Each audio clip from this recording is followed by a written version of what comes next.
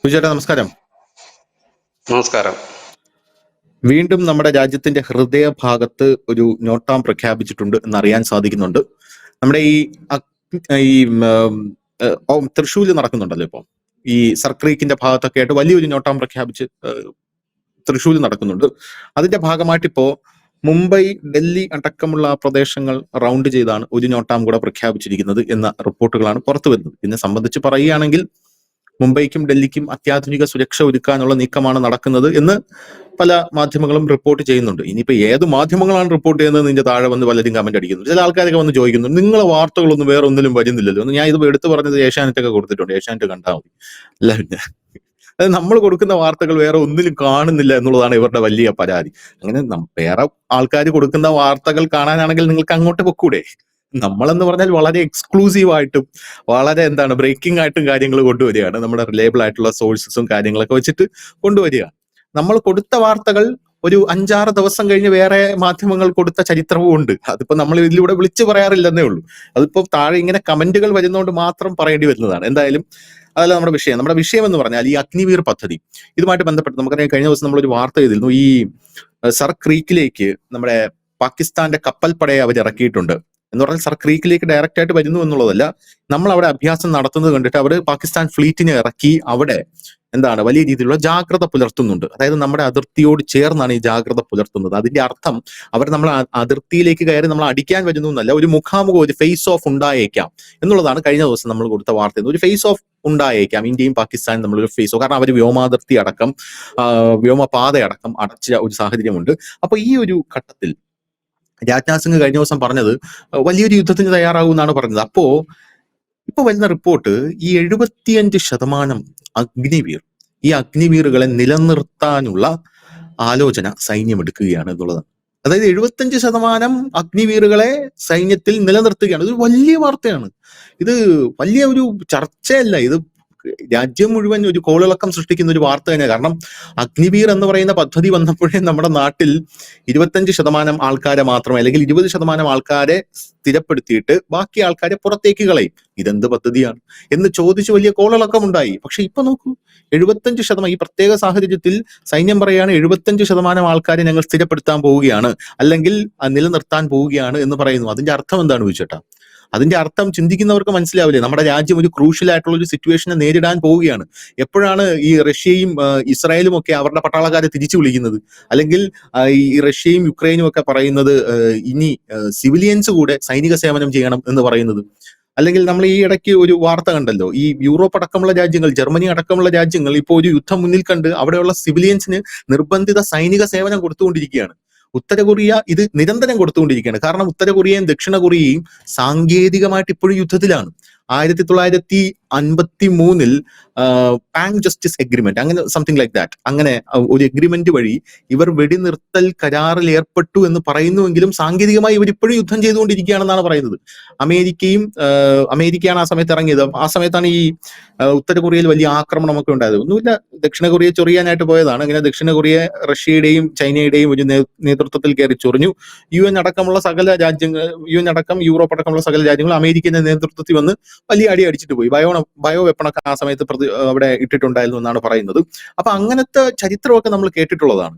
അപ്പൊ ഇപ്പൊ നമ്മുടെ നാട്ടിലെ ഈ 75% അഗ്നിവീറുകളെയും നിലനിർത്താനായിട്ട് ഒരുങ്ങുന്നതിന് പുറമെ വേറൊരു വാർത്ത കൂടെ വരുന്നുണ്ട്. അതെന്ന് പറഞ്ഞു കഴിഞ്ഞാൽ ഈ അഗ്നിവീറുകളെ സംബന്ധിച്ചുള്ളത് തന്നെയാണ് കേട്ടോ. ഈ സ്വകാര്യ സുരക്ഷാ സ്ഥാപനങ്ങൾ, പുറത്തിറങ്ങി നിൽക്കുന്ന അഗ്നിവീറുമാരുണ്ടല്ലോ, അവരെ നിയമിക്കുന്നത് ഉറപ്പാക്കണം എന്ന് കേന്ദ്ര സംസ്ഥാനങ്ങളോട് കേന്ദ്ര സർക്കാർ ആവശ്യപ്പെട്ടിട്ടുണ്ട്. 75% അഗ്നിവീറുകളെ നിലനിർത്തുന്നതിനോടൊപ്പം തന്നെ ഇനി പുറത്തിറങ്ങി നിൽക്കുന്ന അഗ്നിവീറുകൾ, അവരെ സ്വകാര്യ സുരക്ഷാ സ്ഥാപനങ്ങൾ നിയമിക്കണം. ഇത് വളരെ സ്പീഡിൽ നിയമിക്കണം എന്നാണ് കേന്ദ്രം ഇപ്പോൾ സംസ്ഥാനങ്ങളോട് ആവശ്യപ്പെട്ടിരിക്കുന്നത്. സായുധ സേനയിൽ പ്രവർത്തിച്ച് പരിചയമുള്ളതിനാൽ സ്വകാര്യ സുരക്ഷാ ഏജൻസികളിലേക്കും പരിശീലന സ്ഥാപനങ്ങളിലേക്കും, ഇനി പരിശീലനം കൊടുക്കുന്ന സ്ഥാപനങ്ങളിലേക്കും മുൻ അഗ്നിവീർമാരെ നിയമിക്കുന്നത് ഉറപ്പാക്കാനാണ് ഇവർ പറയുന്നത്.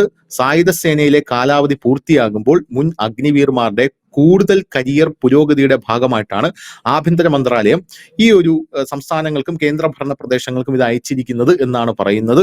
പിന്നെ ഇതിനെ സംബന്ധിച്ച് ഒരുപാട് കാര്യങ്ങൾ ഇതിനകത്ത് പറയുന്നുണ്ട്. അപ്പൊ ഈ ഒരു സാഹചര്യത്തിൽ ഇത്തരത്തിൽ ഒരു നീക്കം കേന്ദ്രം നടത്താനുള്ള കാരണം എന്താണ് ഇപ്പോൾ അതിനുള്ള ഒരു സിറ്റുവേഷൻ എന്താണ് ഇപ്പോൾ? ഞാനിതിനകത്ത് കാണുന്ന ഒരു പ്രധാന വാർത്ത അഗ്നിവീറുകളെ സ്ഥിരപ്പെടുത്തുന്നു എന്നുള്ളൊരു വാർത്ത തന്നെയാണ്. വലിയ വാർത്തയാണ്. വലിയ വാർത്ത എന്ന് വെച്ചാൽ നമ്മുടെ രാജ്യത്തെ ഇന്നത്തെ ഏറ്റവും വലിയ വാർത്തയിൽ ഒന്നാണത്.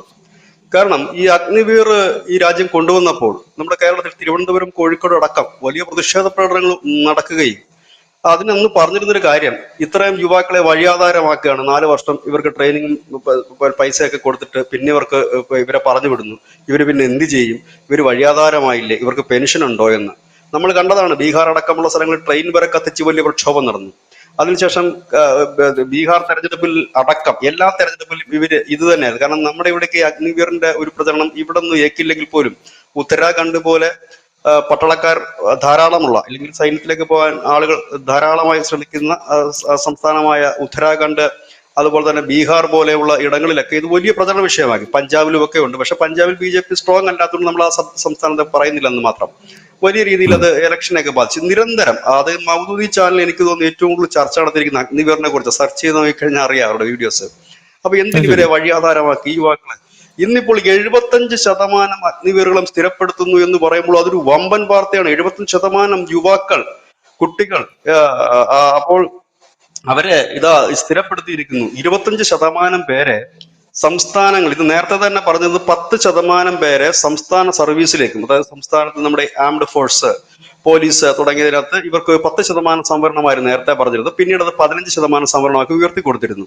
ഇപ്പോൾ അത് കൂടാഞ്ഞിട്ട് ഇപ്പോൾ പുതിയൊരു സർക്കുലർ ഇപ്പോൾ കേന്ദ്രം പുറത്തിറക്കിയിരിക്കുന്ന എല്ലാ സംസ്ഥാനങ്ങൾക്കും ഇവര് ഈ പ്രൈവറ്റ് കമ്പനികൾ എന്ന് പറയുമ്പോൾ ധനുഷ്, നമ്മുടെ ഈ ബാങ്ക് അങ്ങനെയൊക്കെ ഉള്ള ഇടങ്ങളുണ്ട്. ഇപ്പൊ പ്രൈവറ്റ് ബാങ്കുകളൊക്കെ ഒരുപാടുണ്ടല്ലോ, HDFC അടക്കമുള്ള വലിയ ബാങ്കുകളൊക്കെ ഉണ്ട്. അപ്പൊ അവിടെയുള്ള സെക്യൂരിറ്റി സംവിധാനങ്ങളിൽ ഇവരെ ഉൾപ്പെടുത്തണം.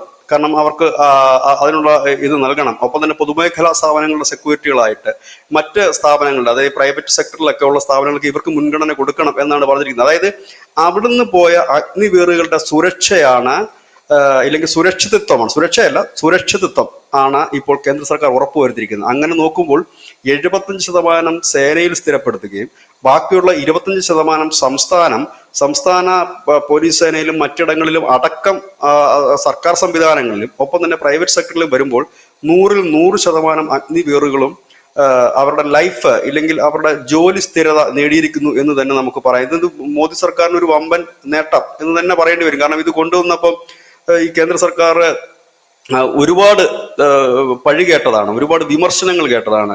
അന്ന് പലരും പറഞ്ഞത് ഇത് RSSകാര് പിന്നെ എല്ലാരെയും എടുത്ത് പഠിപ്പിച്ചിട്ട് പിന്നെ നമ്മുടെയൊക്കെ അടുത്ത് ഇങ്ങനൊരു സംഭവം ഉണ്ടാക്കാൻ വേണ്ടിയിട്ടാണെന്ന് വരെ പറഞ്ഞു വരുത്തിയിട്ടുണ്ട്. അത്ര മോശമായ രീതിയിൽ വരെ ഇതിനെ പറഞ്ഞിട്ടുണ്ട്. പക്ഷെ അന്ന് നമ്മൾ പറയുന്നൊരു കാര്യമുണ്ട്, ഈ അഗ്നിവീർ പഠിച്ചിറങ്ങുന്നത് നല്ലത് തന്നെയാണ് എന്നാണ്. പക്ഷെ ഇപ്പോൾ ഇത്, അതായത് അവർക്ക് അതിൽ പോയ യുവാക്കൾക്ക് അല്ലെ യുവതികൾക്കൊക്കെ വലിയൊരു പിന്നെ ഒരു എന്താണ് ഒരു ഗുണം ലഭിച്ചിരിക്കുന്നു എന്നുള്ളത്. ഇതിനോടൊപ്പം തന്നെ ഞാൻ കഴിഞ്ഞ ദിവസം നമ്മൾക്ക് ലഭ്യമായ ഒരു വിവരമനുസരിച്ച് ഇപ്പോൾ ഈ കോളേജുകളും മറ്റുമൊക്കെ കേന്ദ്രീകരിച്ച് NCCക്കും മറ്റുമൊക്കെ അവിടെ നിന്ന് റിക്രൂട്ട് ചെയ്യാനുള്ള ഒരു നീക്കവും ഇപ്പോൾ ആരംഭിച്ചിട്ടുണ്ട് എന്നാണ് പുറത്തു വരുന്ന മറ്റൊരു വാർത്ത കൂടി. ഏതായാലും ഇത് നല്ലൊരു വാർത്ത. ഇനി ഇവരെ സ്ഥിരപ്പെടുത്തുന്നതിലൂടെ 2 കാര്യങ്ങളുണ്ട്. ഒന്ന്, ഇവർക്കൊരു ജോലി സ്ഥിരത കൊടുക്കുന്നു സർക്കാർ.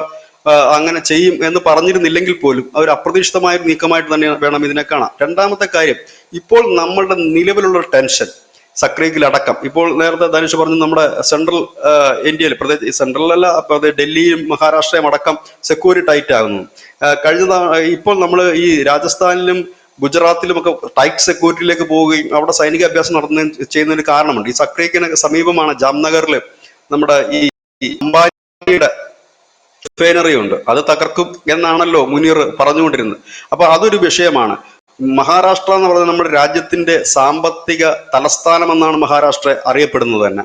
അപ്പോൾ അതിന് നേരെ ഒരു ആക്രമണം ഉണ്ടായേക്കാം. അപ്പൊ അതൊക്കെ കൊണ്ടാണ് ആ ഭാഗം. പിന്നെ ഒന്ന് നമ്മുടെ തലസ്ഥാന നഗരിയാണ്. നമുക്കറിയാം, ഓപ്പറേഷൻ സിന്ദൂറിന്റെ സമയത്ത് നമ്മൾ കേട്ടൊരു വാർത്ത, തലസ്ഥാനത്തെ ലക്ഷ്യമാക്കിക്കൊണ്ട് അവരുടെ ഫത്തേ എന്ന് പറയുന്ന ഒരു മിസൈൽ പാകിസ്ഥാൻ വിട്ടിരുന്നു. പക്ഷെ അത് ഡൽഹി വരെ എത്തിയില്ല എന്നുള്ളതാണ് നമ്മൾ ആ ഒരു ഓപ്പറേഷൻ സിന്ദൂറിന്റെ സമയത്ത് നമ്മൾ കേട്ട ഒരു വലിയ വാർത്ത.